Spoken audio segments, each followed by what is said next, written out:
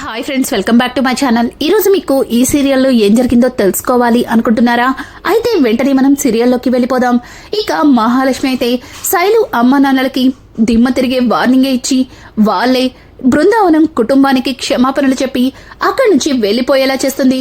ఇక మహాలక్ష్మి తన కుటుంబం గురించి మాట్లాడిన ప్రతి మాటని గుర్తు చేసుకుంటూ ఇంకా చక్రి అయితే తెగ సంబరపడిపోతుంటాడు. కానీ మా చక్రికేం తెలుసు మహాలక్ష్మి ఆల్రెడీ చక్రి ప్రేమలో పడిపోయిందని. ఇక చక్రి ఇంట్లో అందరితో మాట్లాడుతూ ఉంటే మహా మాత్రం చక్రిని కొంటెగా చూస్తూ ఇక చక్రి చేసే ప్రతి పనిని కూడా తనలో తను ముసిముసి నవ్వులు నవ్వుకుంటూ గుర్తు చేసుకుంటూ ఉంటుంది. కానీ చక్రి దగ్గర మాత్రం కోపాన్ని నటిస్తూ ఇక తను చేసే ప్రతి పనిలోనూ ఏదో ఒక తప్పుని వెతుకుతూ అలా చక్రిని ఆట పట్టిస్తూ ఉంటుంది. ఇంకా అలా ఉదయాన్నే మహాలక్ష్మి అయితే పొద్దున్నే లేచి ఇంకా దేవుడికి దండం పెట్టుకుంటుంది. అలాగే పూజ చేసి అందర్నీ కూడా హారతి ఇవ్వడానికి పిలుస్తుంది. అలాగే చక్రి కూడా అక్కడికి రావడంతో మహాలక్ష్మి ముందుగా చక్రి దగ్గరికి వెళ్లి ఇక నుదుటిన తనంతట తానుగానే కుంకుమ పెడుతుంది. ఒక్కసారిగా అది చూసిన అందరూ కూడా షాక్ అయిపోతారు. ఇక చక్రి అయితే ఏవండి ఏమైందండి మీరు నాకు అని అంటుంటే అంతలేదు, మీకెలాగో బొట్టు పెట్టుకోవడం చేత కాదు కదా, అందుకే నేను పెట్టాను, మరి ఎక్కువగా ఊహించుకోకండి.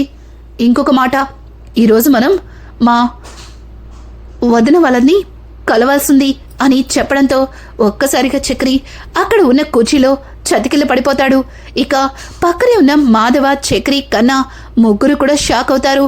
ఇంకా నారాయణ అయితే ఏంటమ్మా మళ్ళీ కొత్త ట్విస్టు అంటూ ఇక మహాని అడుగుతూ ఉంటే మహా అసలు ఏమైంది మీ అందరికీ, ఎందుకంతలా ఆశ్చర్యపోతున్నారు అంటూ ఇంకా వాళ్ళ వైపు అనుమానంగా చూస్తుంది.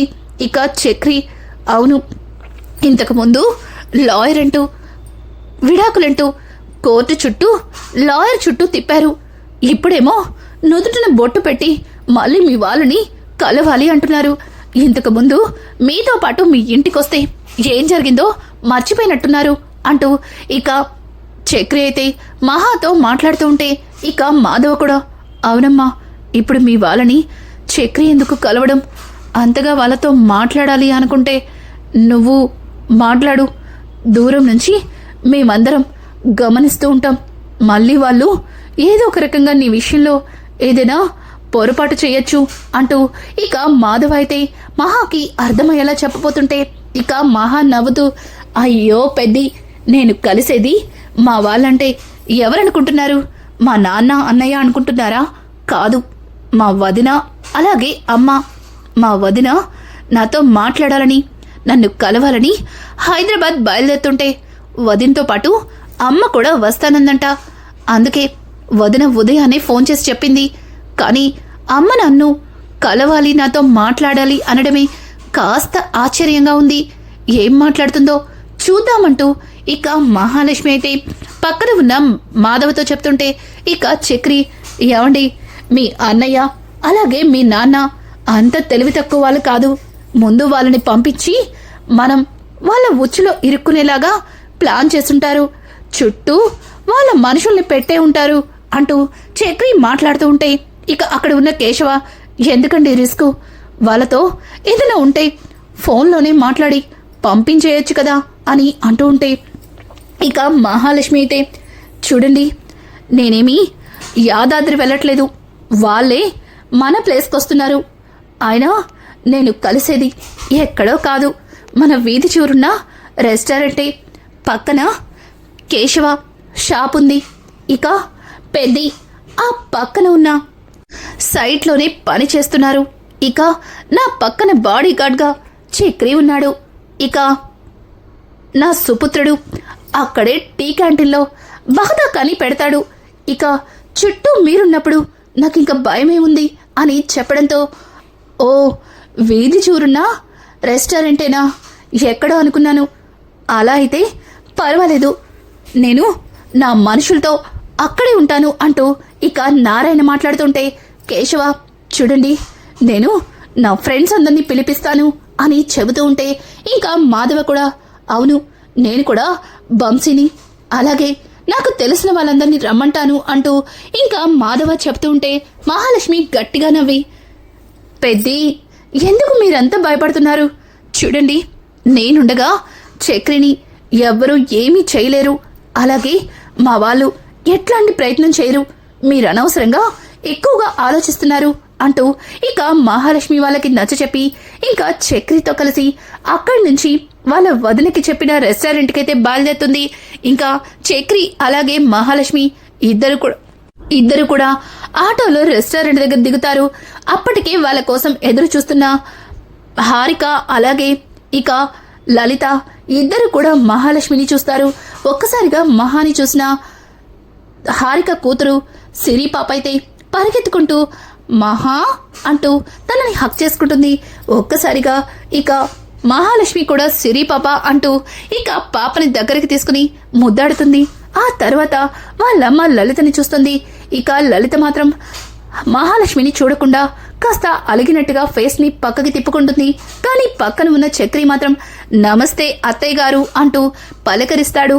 ఇక చక్రి పలకరింపుకి ఇక లలిత అయితే నమస్కారం అల్లుడు గారు, కానీ ఇదేం బాగాలేదు అని చెప్పడంతో ఒక్కసారిగా ఇక చక్రి అయితే ఏమైందండి, నేను మీకు నమస్కారం పెట్టడం బాగాలేదా అని అడగడంతో అది కాదు, మీరిలా రండి కూర్చోండి అంటూ వాళ్ళిద్దరినీ అక్కడ కూర్చోపెట్టి, చూడు మహాలక్ష్మి, మాకెవ్వరికి ఇష్టం లేకపోయినా ఈ డ్రైవర్ని ప్రేమించి మన వాళ్ళందరినీ ఎదిరించి మీ నాన్నని బాధ పెట్టి స్టేషన్లో ఇతనితో తాళి కట్టించుకున్నావు. అయినా పట్టుమని 10 నెలలు కూడా కాలేదు, అప్పుడే విడాకుల దగ్గరికి వెళ్ళారేంటి అని అడగడంతో ఒక్కసారిగా మహా షాక్ అయిపోతుంది. ఇక చక్రి అయితే ఇదేంటి, ఇవి నాకు ఇంత షాక్ ఇచ్చింది, అసలు ఇది కళ నిజమా? ఈవిడిప్పుడు నాకు మహాలక్ష్మి గారికి విడాకులు వద్దని చెప్తుందా ఏంటి అంటూ ఇక చక్రి అయితే మనసులో తెగ సంబరపడిపోతూ, ఏం మాట్లాడుతున్నారు, విడాకులేంటి అంటూ ఇక చక్రి అడుగుతుంటే, బాబు నీకేం తెలీదు, నేను అమ్మాయితో మాట్లాడుతున్నాను, కాస్త ఆగు. ఏంటే, ఏం మాట్లాడవేంటే? చూడు, హారిక నీతో మాట్లాడుతుంటే అంతా విన్నాను. అసలు మీరిద్దరూ ఎందుకు విడిపోవాలనుకుంటున్నారు? ఆ అబ్బాయిని మన ఇంట్లో వారం రోజులు చూశాను. ఆ అబ్బాయి నీ విషయంలో ఎంత జాగ్రత్తగా ఉన్నాడో అంత గమనించాను. అయినా డబ్బులు లేవన్న మాటే గాని ఆ అబ్బాయి నీ విషయంలో అన్ని విధాలుగా బాగానే ఉన్నాడు కదా, మరి ఏమైంది? 4 నెలల క్రితం నచ్చినవాడు ఇప్పుడెందుకు నచ్చట్లేదు? అతనేమన్నా నిన్ను ఇబ్బంది పెడుతున్నాడా అంటూ లలిత అయితే ఇంకా మహాని అడుగుతూ ఉంటే ఒక్కసారిగా మహా, అమ్మా నన్ను మాట్లాడనిస్తావా? అన్నీ నువ్వే చెప్తావా? అసలు నేను చెప్పిందేది వినిపించుకోకుండా ఎందుకమ్మా అలా అరుస్తున్నావు అంటూ ఇక మహా మాట్లాడుతూ ఉంటే హారిక, చూడు మహాలక్ష్మి, ఎలాగో ఎప్పటికైనా అత్తయ్యకి నిజం తెలియాల్సిందే కదా. నేను నీతో ఫోన్ మాట్లాడుతుంటే అత్తయ్య గారు విని నన్ను నిలదీశారు, అప్పుడు తప్పక చెప్పవలసి వచ్చింది అంటూ ఇంకా హారిక మాట్లాడిన మాటలకి మహాలక్ష్మి తన మనసులో ఇదే అలసిగా తీసుకుని మళ్ళీ నన్ను ఇక్కడి నుంచి తీసుకెళ్లి ఆ పిల్లకొడుకిచ్చి పెళ్లి చేసినా చేస్తారు. ఇప్పుడు అమ్మకి ఏదో ఒకటి చెప్పి మేం విడాకులు తీసుకోవట్లేదని నమ్మించాలి అంటూ ఇక మహా తన మనసులో అనుకుంటూ, చూడమ్మా, నువ్వు అనవసరంగా పొరపాటు పడుతున్నావు. నేనెందుకు ఆయనకి విడాకులిస్తాను? అసలు ఆయన ఎంత మంచివారో తెలుసా? చూడు, ఈ విషయం తెలియగానే ఆయన ఎంత బాధపడుతున్నాడో. మాట్లాడు చక్రి అని అంటుంటే, అవునవును, నేను చాలా బాధపడుతున్నాను. ఆయన మహాలక్ష్మి నేను ప్రాణానికి ప్రాణంగా ప్రేమించాను, తనని గుండెల్లో పెట్టుకుని చూసుకుంటున్నాను. అట్లాంటిది తనకి నాకు విడాకులంటూ ఏంటండి మీరు ఇలా మాట్లాడుతున్నారు? ఎంత నా మీద కోపం ఉంటే మాత్రం, ఎంత నేను మీకు ఇష్టం లేకపోతే మాత్రం ఇలా మీ అమ్మాయి నుంచి విడిపోవాలని కోరుకుంటారా అంటూ ఇక మహాలక్ష్మి షాక్ అయ్యేలా చక్రి అయితే తెగ నటించేస్తాడు. ఇక మహాలక్ష్మి అయితే చక్రి వైపు చూసి కాస్త ఎక్కువైంది, తగ్గిస్తే బెటర్ అంటూ ఇంకా చక్రితో మాట్లాడుతూ లలితతో, చూడమ్మా, నేను ఆయన విడిపోవట్లేదు, వదినతో నేను మాట్లాడింది నా ఫ్రెండ్ గురించి. ఏంటొదినా, నువ్వు అమ్మకి క్లియర్గా చెప్పాలి కదా. చూసావా అమ్మ నన్ను ఎలా అడుగుతుందో అంటూ ఇంకా హారిక వైపు చూసి మహాలక్ష్మి అయితే కళ్ళతో సైగ చేస్తుంది.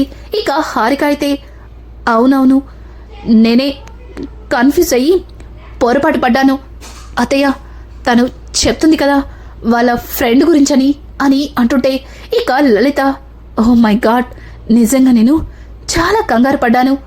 నిజానికి ఈ అబ్బాయితో నీకు పెళ్ళైనప్పుడు ఇతను నీ భర్తగా ఏ రకంగా సరిపోడని నేను ఆలోచించాను.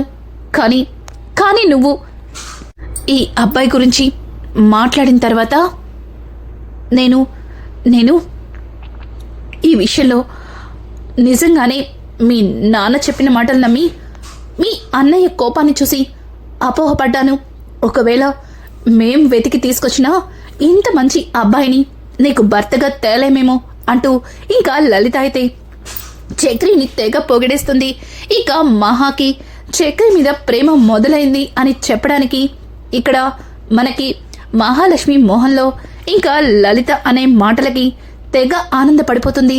అది గమనించిన చక్రి ఈ మాటల కన్నా ఈవిడ మనసు మార్చుకుని నన్ను ప్రేమిస్తే బావుండు అంటూ ఇంకా చక్రి అయితే తన మనసులో అనుకుంటూ ఉంటాడు. రానున్న ఎపిసోడ్స్ లో మహాలక్ష్మి మనసులో ఉన్న ప్రేమని ఇంకా చక్రి ఎలా బయటికి రప్పిస్తాడు, ఇంకా చక్రి మహాలక్ష్మి ఇద్దరు ఎప్పుడు ఒక్కటవుతారు. ఇలాంటి లేటెస్ట్ ఎపిసోడ్స్ మీకు మరిన్ని కావాలి అనుకుంటే మా ఛానల్ని సబ్స్క్రైబ్ చేసుకోవడం మాత్రం మర్చిపోకండి. Thanks for watching.